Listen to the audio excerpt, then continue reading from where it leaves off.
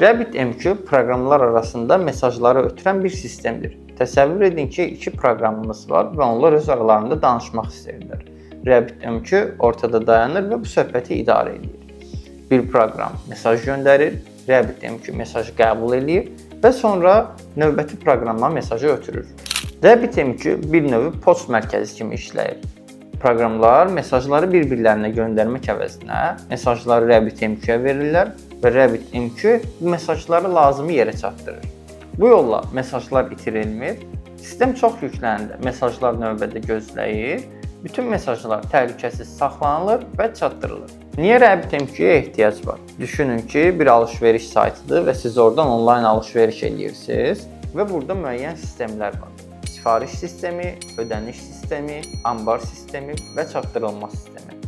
Bu sistemlər bir-birləri ilə danışmalıdırlar və RabbitMQ bu danışığı təşkil edən bir sistemdir.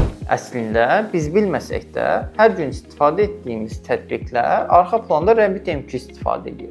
Məsələn, sosial şəbəkələrdəki bildirişlər, onlayn bank əməliyyatları, çatdırılma xidmətləri, oyun platformaları, bunların hər biri arxa planda RabbitMQ istifadə edir. RabbitMQ rəqəmsal dünyanın görünməyən qəhrəmanıdır. Biz onu görmürük, amma onun işi sayəsində hər şey çox sürətli və dəqiq irəliləyir.